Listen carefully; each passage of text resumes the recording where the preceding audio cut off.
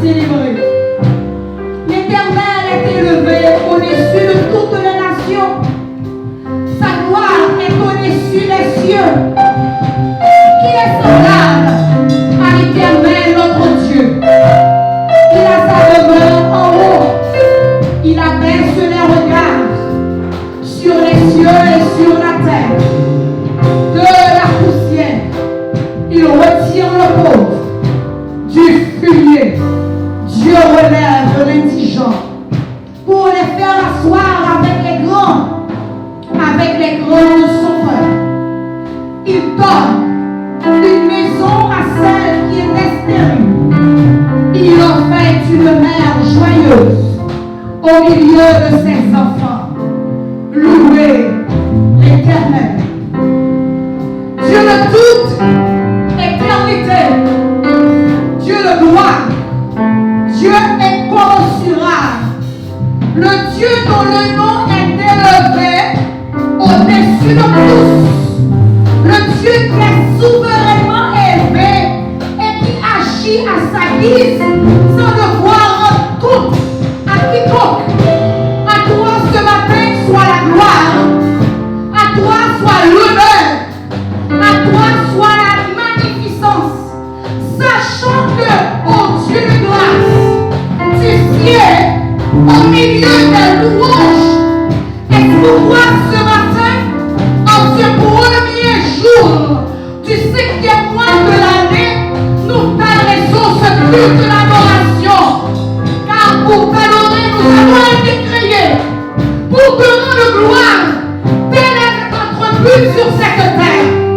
Nous te supplions, dans le nom de Jésus-Christ, de recevoir, d'agréer ce culte que nous t'offrons ce matin.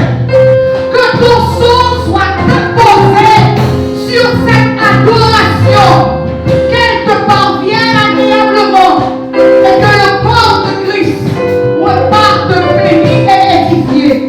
Ainsi nous te prions en Jésus-Christ, quand à lui soit gloire, honneur, autorité et majesté, dès à présent et au siècle des siècles. Amen. Frères et sœurs, soyez bénis ce matin en Jésus-Christ. Je vous rappelle que vous participez au culte d'adoration de la mission évangélique Baptiste de la Rédemption. Cette mission est située au numéro 18 de la rue Bartoli à Nazon et nous sommes à Port-au-Prince en Haïti. Les références relatives à nos différents numéros de contact sont inscrits au bas de votre écran et vous pouvez nous appeler, vous pouvez nous écrire et vous trouvez quelqu'un au bout de la ligne. Nous sommes là pour adorer le Seigneur car déjà nous avançons avec l'année et nous sommes au 5e mois. Donc pour pouvoir magnifier le nom de Dieu, ensemble nous allons chanter à Dieu soit la gloire par son grand amour. Dans mon âme noire s'est levé le jour. Jésus à ma place, mouru sur la croix. Il m'offre sa grâce et je la reçois dans un esprit d'adoration et de soumission. Je vous invite à bénir le nom du Seigneur. Jésus.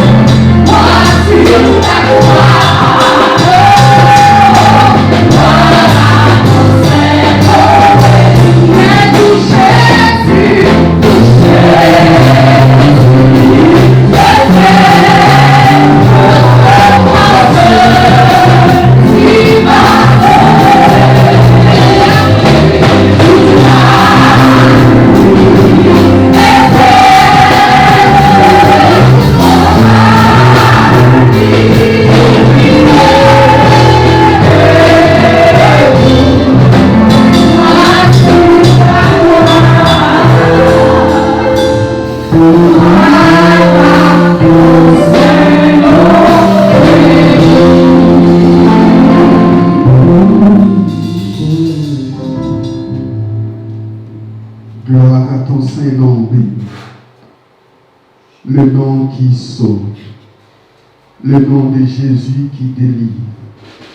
Le nom de Jésus qui transforme. Le nom de Jésus qui guérit. Le nom de Jésus qui protège. En ce nom, notre Dieu, notre Père, nous te disons merci ce matin de ce que nous avons le privilège, l'opportunité, notre Dieu, de t'adorer, de te célébrer, de t'exalter, Seigneur, pour ce que tu es dans notre vie et pour ce que tu as fait pour nous. Et nous disons à l'instar de David, je bénirai l'Éternel tout le temps, et sa louange sera toujours dans ma bouche. Mon âme bénit l'Éternel, que tout ce qui est en moi bénisse son saint nom. Mon âme bénit l'Éternel, ne n'oublie aucun de ses bienfaits.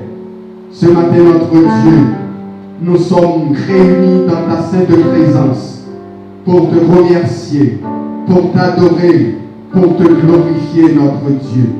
Sachant que nous ne pouvons rien faire sans toi, comme tu l'as dit dans ta parole, sans moi, vous ne pouvez rien faire. Accorde-nous ce matin la plénitude de ta présence. Accorde-nous ce matin la plénitude de ton onction. Accorde-nous ce matin, Dieu de grâce, la grâce, Seigneur, de chanter ton nom, notre Dieu, de chanter, Dieu d'amour, Dieu de grâce, ta gloire, afin que nous pouvons passer ce matin, notre Dieu, ce moment béni dans ta présence. C'est dans le nom de Jésus-Christ nous te prions, à qui soit la gloire, l'honneur, la magnificence, la majesté, l'autorité au siècle des siècles. Amen. Vous pouvez vous rasseoir.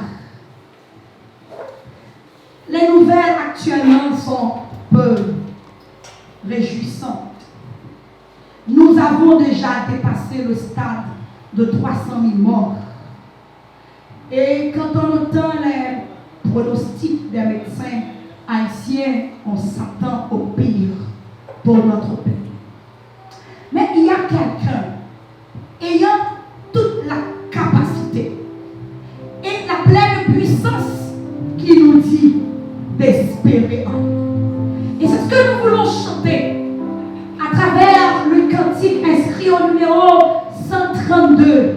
Espère en Dieu quand la nuit sombre voile le ciel et l'horizon. Jamais là-haut ne règne l'ombre, car là-haut t'attend une maison. Et au troisième couplet, l'auteur poursuit pour dire: espère en Dieu quand on t'oublie ou qu'on te raille avec dédain. Pour te sauver, jamais Dieu ne recule.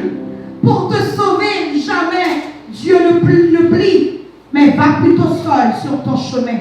Espère en Dieu quand ton pied glisse sous les efforts du tentateur.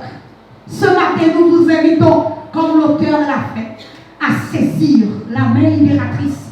Ce n'est pas une main qui est chancelante, ce n'est pas une main qui est fragile, mais la main de Dieu, elle est solide.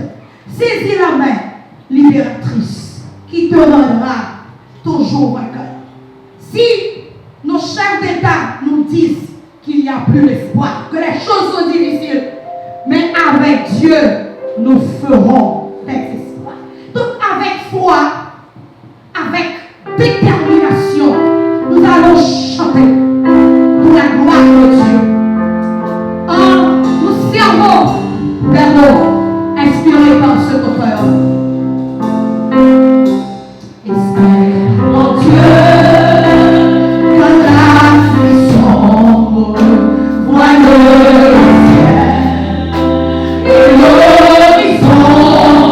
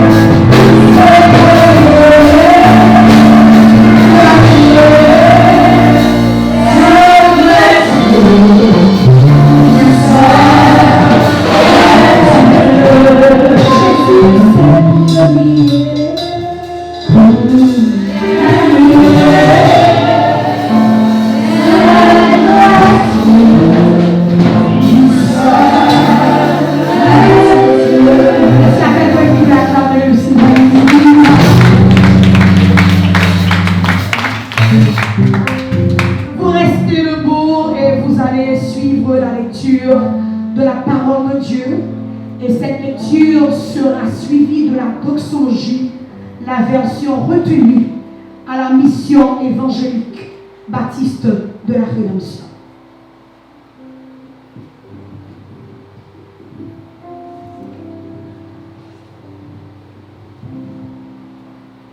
La lecture de ce matin se fera dans le livre de Daniel, au chapitre 6, du verset 8 au verset 14. Daniel, chapitre 6, du verset 8 au verset 14. Je lis pour vous. Maintenant, ô roi, confirme la défense et écrit le décret afin qu'il soit irrévocable selon la loi des Mèdes et des Perses qui est immuable. Là-dessus, le roi Darius écrivit le décret et la défense. Lorsque Daniel sut que le décret était écrit, il se retira dans sa maison où les fenêtres de la chambre supérieure étaient ouvertes dans la direction de Jérusalem, et 3 fois le jour, il se mettait à genoux, priait et il louait son Dieu. Il le faisait auparavant. Alors ces hommes entrèrent tumultueusement et ils trouvèrent Daniel qui priait et invoquait son Dieu. Puis ils se présentèrent devant le roi et lui dirent au sujet de la défense royale: n'as-tu pas écrit une défense portant que quiconque dans l'espace de 30 jours adressait des prières à quelque Dieu ou à quel homme, excepté au droit au roi, serait jeté dans la fosse au lion?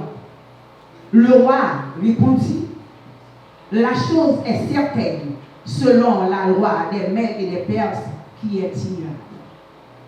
Ils prirent de nouveau la parole et dirent au roi Daniel: l'un des captifs de Juda n'a tenu aucun compte de toi, ô roi, ni de la défense que tu as écrite, et il fait sa prière 3 fois le jour. Le roi fut très affligé quand il entendit cela. Il prit à cœur de délivrer Daniel, et jusqu'au coucher du soleil, il s'efforça de le sauver. Parole du Seigneur.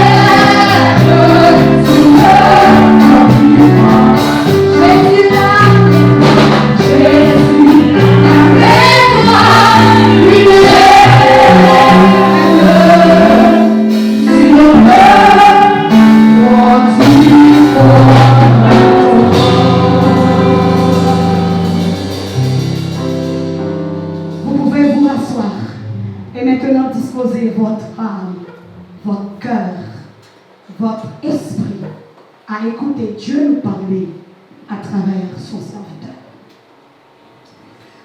Chers frères et sœurs, amis des ondes, internautes, que la paix de Dieu soit avec vous. Je voudrais rappeler que nous sommes à la mission Église évangélique baptiste de la Rédemption. Nous sommes à Nazon, au 18 rue Barthélémy. Et comme vous le voyez, toutes les informations sont affichées au bas de l'écran. Vous pouvez nous appeler, vous pouvez le faire en WhatsApp ou nous adresser un email. Nous serons très contents, heureux même, de vous répondre.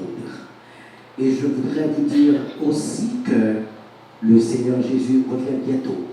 Et c'est pourquoi aussi nous vous invitons à vous abonner à notre site. Nous sommes MEPR sur YouTube. Vous pouvez vous abonner avec nous. Et si vous n'allez pas rater aucun de nos services, et aussi sur notre page Facebook. Aujourd'hui, je vais vous entretenir sur un sujet que j'estime important. Dieu est souverain dans ses décisions. La souveraineté de Dieu dans ses décisions. Dieu est souverain dans ses décisions. Frères et sœurs, amis des ondes, chers internautes, la lecture a été faite ce matin dans le livre de Daniel au 6e chapitre. Notre sœur a lu pour nous du verset 8e jusqu'au 15e verset. Et c'est de là que nous avons tiré notre sujet d'aujourd'hui, la souveraineté de Dieu dans cette décision, ou du moins Dieu est souverain dans cette décision. Et quand on parle, frères et sœurs, de souveraineté, nous parlons d'une décision qui est irrévocable et aussi quelqu'un qui est libre de décider et personne ne peut questionner ou révoquer la décision de cette personne ou de ce pays ou de cette institution. Et c'est pourquoi la Constitution de la République d'Haïti parle de notre pays comme un pays souverain. Alors vous avez vu un sourire sur mon visage. Je me demande vraiment, est-ce que nous sommes souverains? Bon, en tout cas, nous ne sommes pas là pour parler politique, nous sommes là pour annoncer la parole de Dieu. Mais même quand un pays n'est pas souverain, car il est petit, ou du moins il est du tiers-monde ou du quart-monde, mais Dieu lui-même, il est souverain. Il y a de petits pays, de grands pays.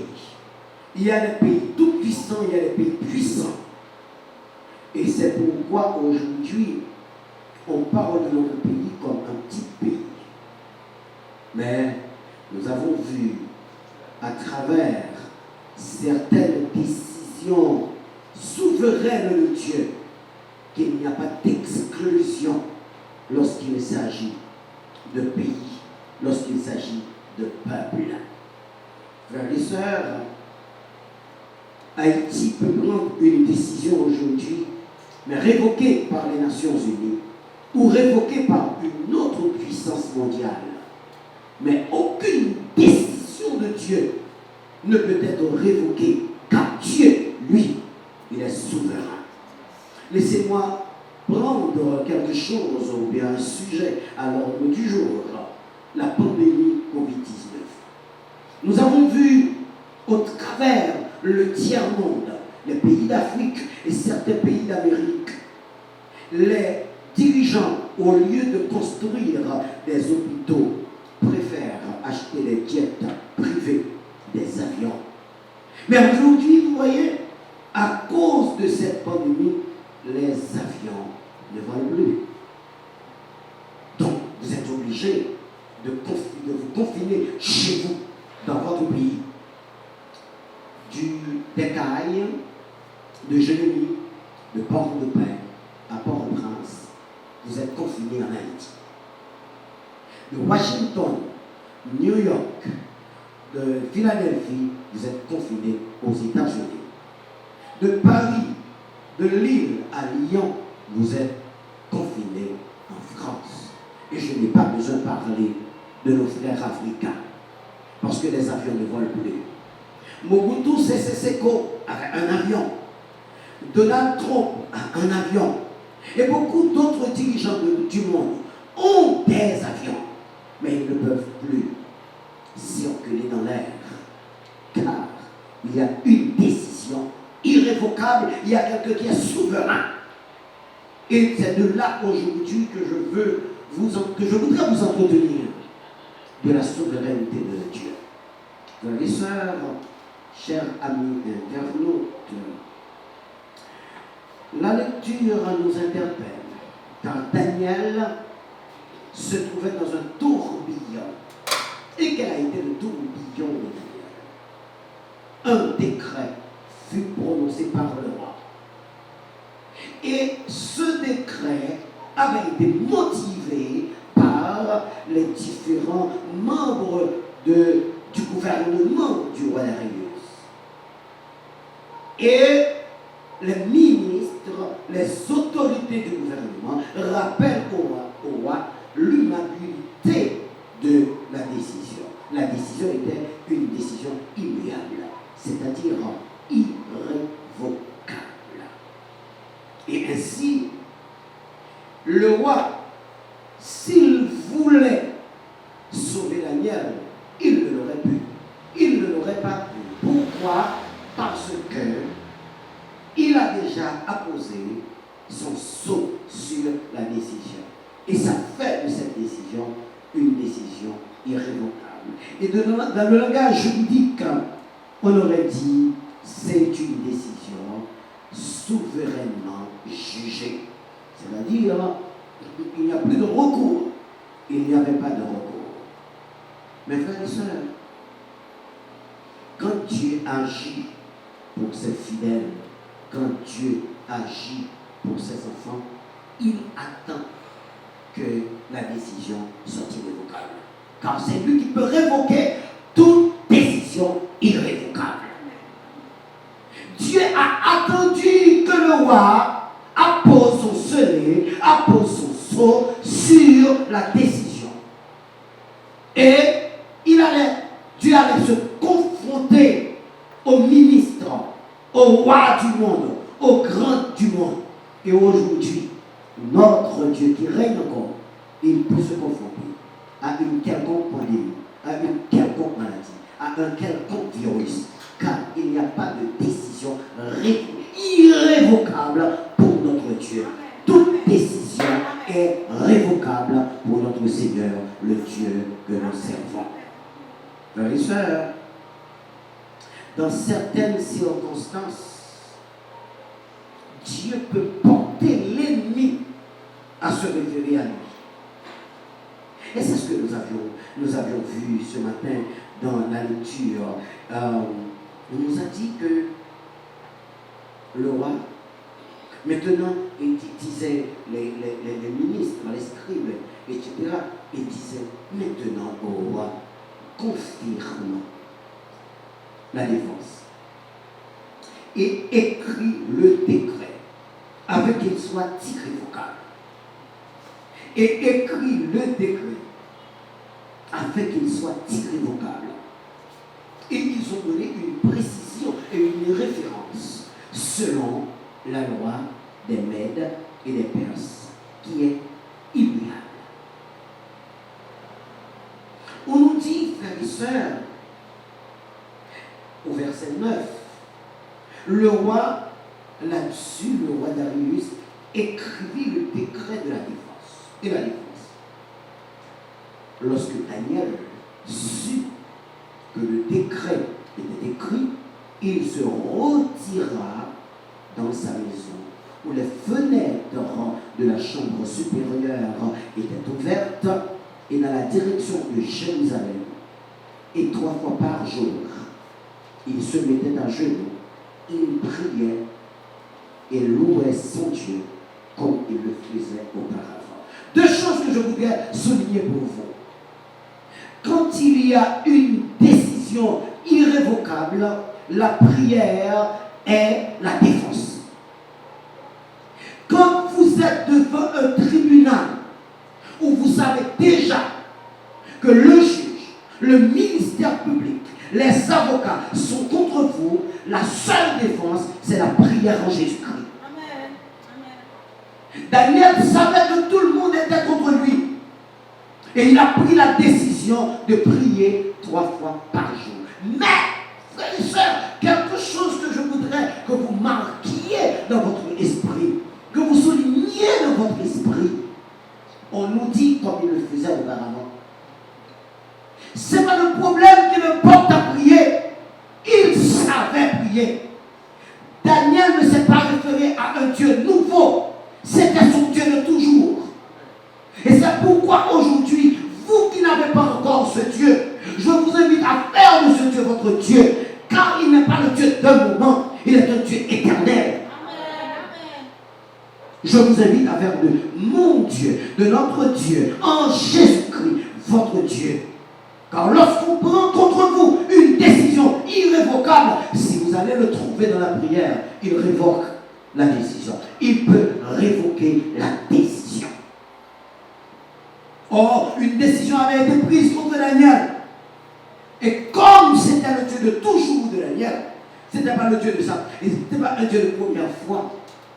Et je m'en réjouis ce matin que ce Dieu est mon Dieu depuis longtemps. Et il le sera toujours. Et si vous ne l'avez pas encore, je vous invite à l'avoir et faire de ce Dieu votre Dieu de toujours. Il est allé vers son Dieu 3 fois par jour.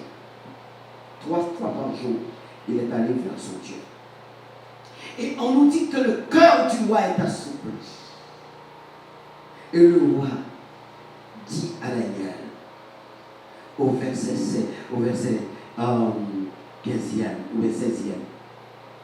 Alors le roi donna l'ordre, au verset 16, qu'on amena Daniel et qu'on le jeta dans la fosse au lion. Le roi prit la parole et dit à Daniel, puisse ton Dieu,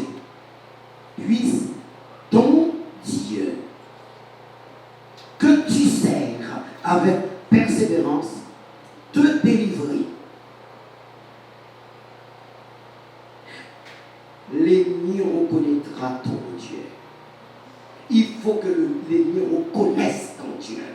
Tu dois porter l'ennemi à reconnaître ton Dieu. Et qu'est-ce qui portera l'ennemi à reconnaître ton Dieu? C'est ta persévérance. Et c'est ce que le roi dit. Puisse ton Dieu que tu sers avec persévérance. Parce que si au travail, vous laissez votre Dieu pour aller sabler de la bière, ou bien du champagne, ou bien du vin avec un ami, vous mettez votre Dieu de côté pendant un instant, il n'y a pas de persévérance. Si un instant, vous laissez votre Dieu pour aller vous adonner à d'autres choses, il n'y a pas de persévérance. Si vous appelez le Dieu quand vous en avez besoin, il n'y a pas de persévérance. Il faut qu'il soit votre Dieu chaque jour.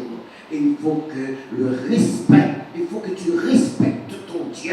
Il faut que tu honores ton Dieu dans ton comportement, au travail, à la maison, dans la rue et partout. Il faut que le roi, il faut que le directeur, il faut que le président, il faut que le doyen, il faut que tout le monde puisse voir que tu sers un Dieu. Et de là, ils sauront que tu le sers avec persévérance. Et si Daniel avait eu des relâchements dans le service de Dieu, le roi ne lui dirait pas ça. Et si le roi a pu lui dire ainsi, c'est parce qu'il a su, il a reconnu que Daniel servait un Dieu fidèlement et avec persévérance. Et avec persévérance. Si un jour tu laisses ton Dieu, tu laisses tomber la persévérance, personne ne te dira que ton Dieu puisse te sauver. Pourquoi le roi fait cette grande déclaration? Parce qu'il savait que si Daniel sert ce Dieu avec persévérance, c'est un grand Dieu. Si tu laisses ton Dieu pour de l'argent, un moment, il n'est pas un grand Dieu. Si tu laisses ton Dieu pour une femme, pendant un moment, ce n'est pas un grand Dieu. Si tu laisses ton Dieu pour un homme, ou même pour un pouvoir, ou même pour des amis, pendant un moment, ce n'est pas un grand Dieu. Et les hommes ne reconnaîtront pas en Dieu veux faire de ton Dieu, aux yeux des autres, un grand Dieu, serre-le avec fidélité et persévérance. C'est Daniel. Et quand tu es fidèle à Dieu, lui, il est aussi fidèle à vous. Frères et sœurs, même les ennemis, à partir de votre service, à partir de votre persévérance, à partir de votre relation, à partir de votre fidélité, même les ennemis peuvent voir en ton Dieu un grand Dieu. Car Darius a vu dans le Dieu de Daniel. Et vous savez ce qui me fascine, mon frères et sœurs, chers amis internautes, c'est parce que le roi a personnifié le Dieu. Le roi a personnalisé, le roi a personnalisé le Dieu. Il a donné une référence au Dieu. Et quelle a été la référence au Dieu? Daniel. Daniel a été la référence de son Dieu. Puis ton Dieu, il a personnalisé le Dieu. Est-ce qu'à partir de toi, le Seigneur que nous savons puisse être personnalisé? Est-ce qu'on peut dire le Dieu de Daniel Morin, le Dieu de Jean Willer, le Dieu de Sheila, le Dieu de votre Dieu aussi, amis internautes? Il faut que nous portions les autres à reconnaître en notre Dieu, le grand Dieu.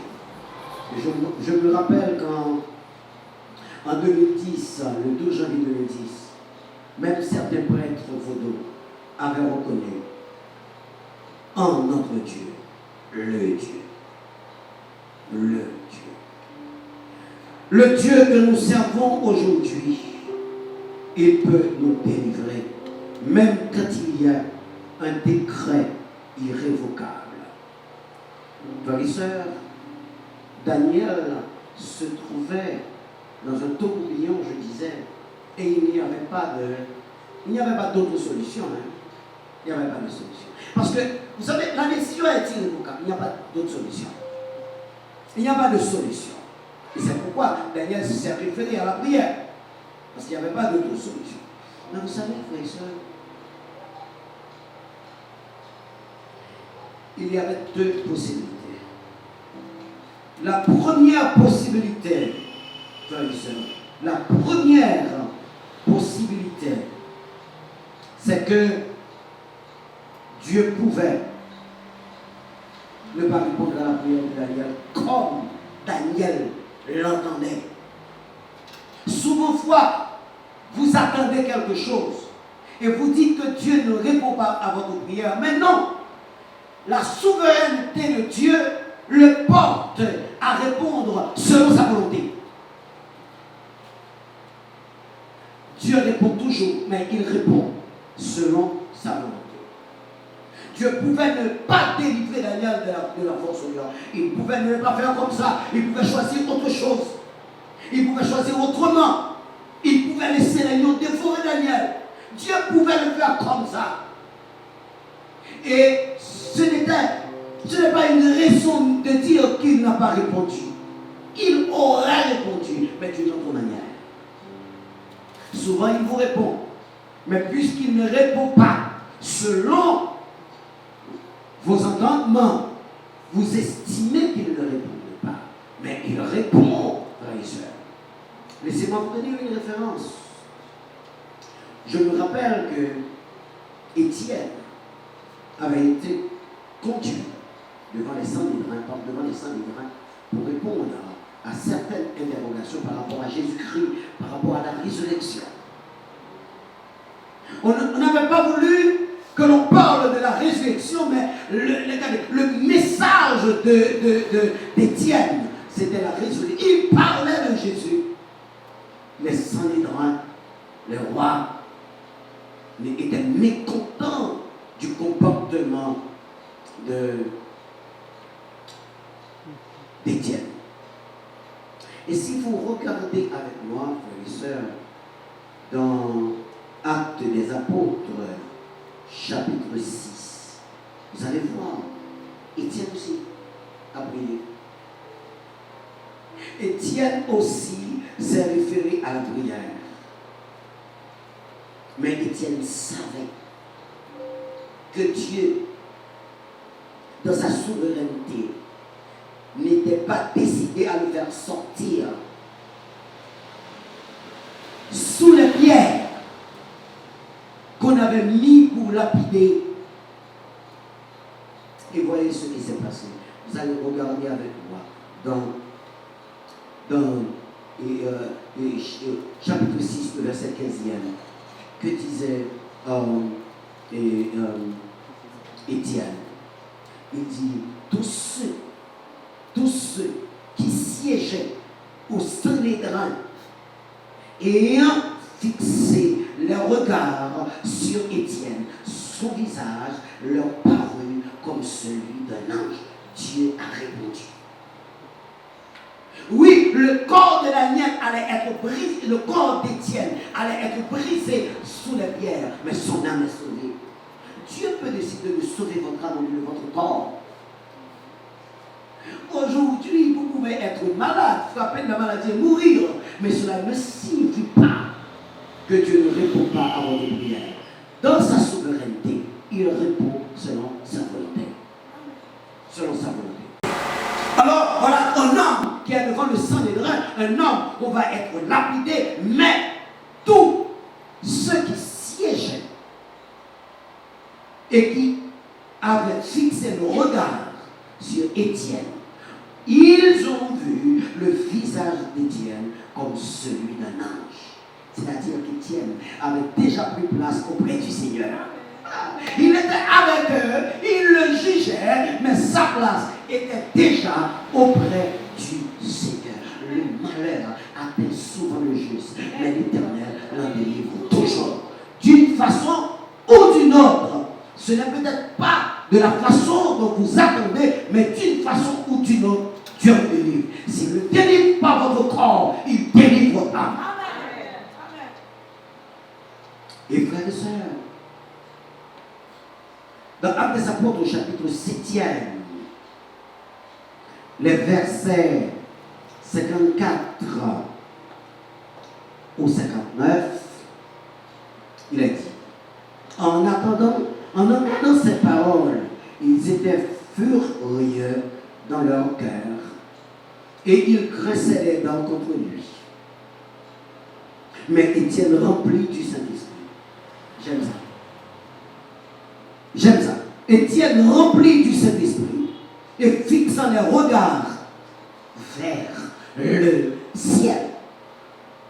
Et fixant les regards vers le ciel, vit quoi? La gloire de Dieu. Et Jésus debout à la droite de Dieu. Oh, frère et soeur. Étienne allait être lapidé. Vous attendiez peut-être, si vous étiez à cette place, que Dieu vous délivre de la main du méchant, ne pas vous faire mourir. Mais Étienne a vu quelque chose d'autre. Jésus était déjà là, à la droite du Seigneur, l'attendait. Ne vous tracassez pas parce que vous avez des problèmes, parce que vous êtes malade. Il y a quelque chose qui vous est réservé. Si vous êtes dans la persévérance, comme Daniel. Et je poursuis cette lecture, frères et sœurs. Et voici, il dit, voici, je vois les cieux ouverts et le Fils de l'homme debout à la droite de Dieu. Et c'est là qu'ils ont résolu de lapider Étienne. Il n'y a pas de petite délivrance. Il n'y a pas de grande délivrance quand elle vient de Dieu. Dans sa souveraineté, il peut décider de délivrer votre corps, puisque vous n'êtes pas encore prêt. Mais il peut aussi, s'il estime que vous êtes déjà prêt pour séjourner avec lui dans la gloire, il peut décider de laisser le corps aux hommes et délivrer de votre âme. Frères et sœurs, aujourd'hui, vous vous demandez peut-être pourquoi Dieu laisse la pandémie coronavirus, Covid-19, frapper tant de personnes. Et il y a même des chrétiens qui meurent. Il y a même des chrétiens qui meurent. Mais je voudrais terminer mon message ce matin avec vous dans le livre d'Isaïe, au chapitre 41, le verset 10. Ne crains rien, car je suis avec toi. Ne promène pas des regards inquiets, car je suis ton Dieu. Je te fortifie. Je viens à ton secours. Je te soutiens de ma droite triomphante. Qu'il en soit ainsi.